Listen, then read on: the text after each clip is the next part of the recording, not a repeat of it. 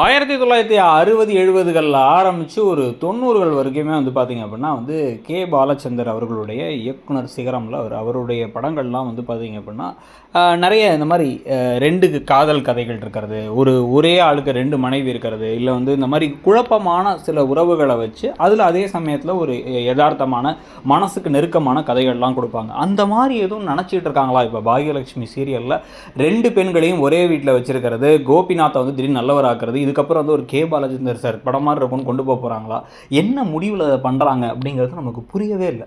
அதாவது எந்த ஊர்லேயும் இல்லாத கோபிநாத்துடைய வில்லத்தனங்கள் தெரிஞ்சு தன்னை அழிக்க பார்த்தான்னு தெரிஞ்சு அவர்கிட்ட நாள் வாடகை வாங்கிட்டு வீட்டுக்குள்ளே விட்டுருக்காங்க பாக்கியா. ராதிகா இங்கே உட்காந்துட்டு இருக்கிறதுக்கு ராதிகாவும் இவங்களும் சேர்ந்து கொஞ்சிக்கிறாங்க. அந்த பக்கம் வந்து பார்த்திங்க அப்படின்னா வந்து ஈஸ்வரி மட்டும்தான் எதிரி, மற்ற எல்லாருமே நல்லவங்க அப்படிங்கிற மாதிரி இப்போ கதையை கொண்டு போயிட்டுருக்காங்க. ஸோ இப்போ இதில் என்ன நடக்குது, எல்லோரும் பெண்கள் எல்லோரும் இருக்கும்போது ஹாய்ன்னு சொல்லிட்டு சிரிச்சுக்கிட்டே ஜாலியாக வராரு கோபி. அதுக்கு முன்னாடியே வந்து பார்த்திங்கன்னா ராதிகாவோட சமையல் சரியில்லை, எலுமிச்சை சாதம் ஒன்று வாயிலே வைக்க முடியல அப்படிங்கிறாங்க ராதிகா கிட்ட ஈஸ்வரி. நீங்கள் எதுக்கு சாப்பிட்டுப்பீங்க, நான் அதை அவருக்கு மட்டும் தானே செஞ்சேன் அப்படின்னு உடனே, என்ன திமிரா பேசுறியா, பார்த்தாலே தெரியுது அப்படி இப்படின்ட்டு எல்லாம் பேசிகிட்டு இருக்க. கோபி வந்ததுக்கப்புறமா டக்குன்னு ராதிகா கிட்டக்க போயிட்டு, நான் சமைச்ச சாப்பாடு உங்களுக்கு பிடிக்குமா பிடிக்காது அப்படின்னு, நல்லா தான் இருக்கும் சாப்பிடுவேன்ட்டார் அவர். அவளுக்காக பயப்படாது, உண்மையை சொல்டா அப்படின்னு இந்த பக்கம் ஈஸ்வரி கேட்டுட்டு இருக்கும் போதே, கொஞ்சம் உள்ளே வாங்கலேன் அப்படின்னு ஈஸ்வரியை கையை பிடிச்சி உள்ளார கூட்டு போயிட்டு, ராதிகா எனக்கும் என் கணவருக்கு இடையில நீங்கள் வர வேலை வச்சுக்காதீங்க, அவரை நான் பார்த்துப்பேன் அப்படிங்கிறாங்க. அடுத்தவங்க விஷயத்தை தலையிடாதீங்கன்னா, என்ன என் பிள்ளைய அடுத்தவங்கிறியா, நான் யார் தெரியுமா, எப்படி தெரியுமா, என்ன தெரியுமா அப்படின்னு இவங்க ஓவராக பேசிகிட்டே இருக்க. இந்த ஓவர் பேச்செல்லாம் என்கிட்ட வேணாம், எனக்கு இதெல்லாம் பிடிக்கல. நீங்கள் எல்லாத்தையும் பேசாத பொறுமையாக பார்த்துட்டு இருக்கிறது நான் பாக்கியா இல்லை, ராதிகா. என்ன செய்வேன்னு எனக்கே தெரியாது அப்படின்னு ஒன்று பயம் வந்துருச்சு ஈஸ்வரிக்கு.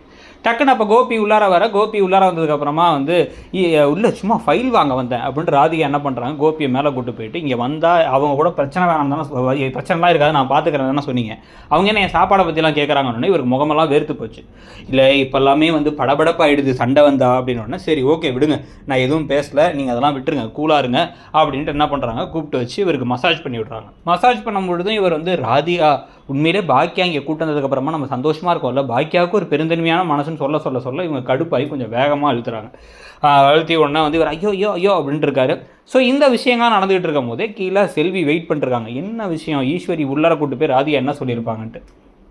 அப்போ ஈஸ்வரி அப்படியே பாவமாக வந்துட்டு அவள் எவ்வளோ திமிராக பேசுகிறா, என்கிட்ட வயசான காலத்து இதெல்லாம் உங்களுக்கு எதுக்குன்னு கேட்குறா அப்படிங்கிறாங்க. அப்படியா கேட்டாங்க அப்படின்னா, இல்லை அந்த மாதிரி கேட்டா அப்படின்னு இவங்க சமாளித்து நீ என்ன எதுவுமே சொல்ல மாட்டேன்னு பாக்கியாட்ட கேட்டால் அது உங்கள் குடும்ப விவகாரம், உங்கள் மருமக உங்கள் பையன் அவங்களுக்குள்ளே இருக்க விஷயம், இல்லை நான் சொல்கிறதுக்கு என்ன இருக்குது அப்படின்னா, வர நீயும் ரொம்ப ஓவராக பேசுகிற, ஒழுங்காக வாயை குறைச்சிக்கோ, உன் நல்லதுக்கு தான் சொல்கிறேன் அப்படின்னு இங்கிட்டும் ஒரு கத்திட்டு போகிறாங்க ஈஸ்வரி.